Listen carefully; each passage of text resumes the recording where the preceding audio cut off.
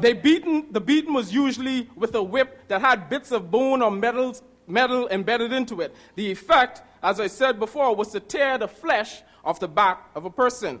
Can you imagine the blood that came gushing out as the whip came down? Can you picture the flesh being torn, the inner meat being displayed? We should be grateful that he didn't die there.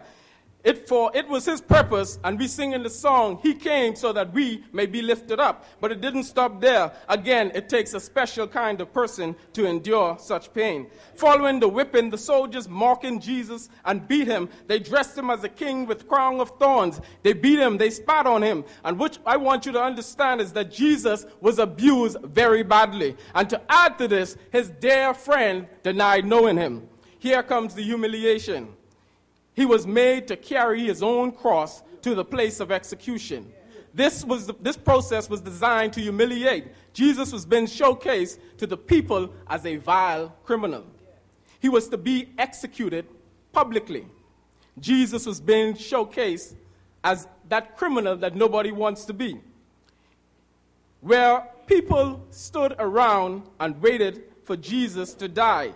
Every gasp, every twitch from pain, every moment of struggle watched by the crowd. He couldn't even talk privately to his family and friends. To add insult to injury, he was hanging on the cross, and the guards were gambling to see who got to keep his clothes. This was worse than a family fighting about a will that somebody writes before they have died. Watching all of your possessions sold before your eyes, his dignity was gone. Jesus was humiliated.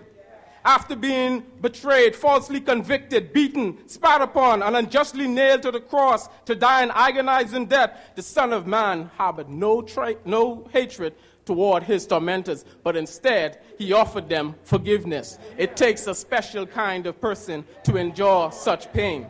But brothers and sisters, they were not wise, not at all, because when they nailed his hands, they nailed his feet, but everybody there forgot to cover his mouth. Despite the pain and agony for the very ones who abused and rejected him and scorned him, he cried, "Father, forgive them, for they know not what they're doing." Did you notice how he hung on the cross with arms wide open? Today, I don't know why it is, but we hang people with their hands tied behind their back. But Christ, I want to bring that to your attention because Christ has already died for you. So no reason for you to kill yourself over anything that pains you. Don't count it as loss. Take it to the cross. These words spoken from the cross are inspiring. They interceded. They liberate the soul. This was Emancipation Day for Christians who are freed from sin, hell, death, and the grave. They teach us several wonderful lessons. Firstly, forgiveness reaches out to the undeserving. Secondly, forgiveness ultimately comes from the Father. Right now in your life, are you harboring any bitterness and anger to someone who did you wrong? After all of this, the same people who shouted before, "Hosanna, Hosanna," did all these things to the very man who came to save them. Folk are undeserving, but Father, forgive them. And because you said the Lord's Prayer, and no, I didn't forget it. I just meant to cut that part out where it says, "Forgive us our sins." You said it this morning. So the next time you are driving and someone cuts across your car, before you put out your symbol, I don't mean the 3 fingers or the 2 fingers, that one central finger. "Father, forgive them." Someone at church offended you and it pains you daily. You cry, "Father, forgive them." Your husband or wife said something offensive about your mother, and you know there is nobody in the world who knows your mother like you do. Instead of arguing, cry, "Father, forgive them." Your friends talk about you behind your back, smile at your face.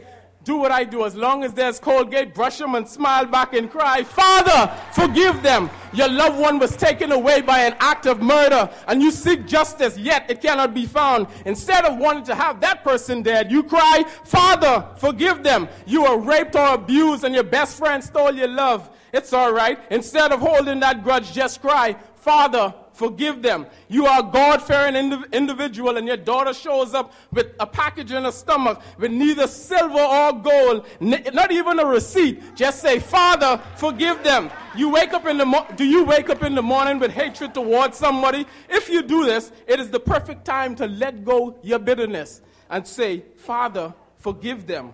But you may want to say, but Brother Darrio, they don't deserve to be forgiven. But I say to you, did the people who put Jesus to death deserve to be forgiven?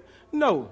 Do we deserve to be forgiven by God when we sin against him? No. But yet God still forgives us. We must forgive because God forgives. Remember, Christ was nearly dead at the whipping post with all of his inner meat hanging out, but it was not for him to die there. Had that happened today, we would not be lifted up. He had to go to the cross because it represented him becoming sin. He became liars for liars. He became a criminal for those who commit crime. He became a murderer for murderers. He took on rape for the rapists. He covered all sins. So when he returns for the final judgment, you can escape being judged a second time because God is a just God. For the sins that you commit, the cross took it away. Christ represented you at that judgment seat. No sin was left off the cross. If that be the case, we can only preach the word to some people.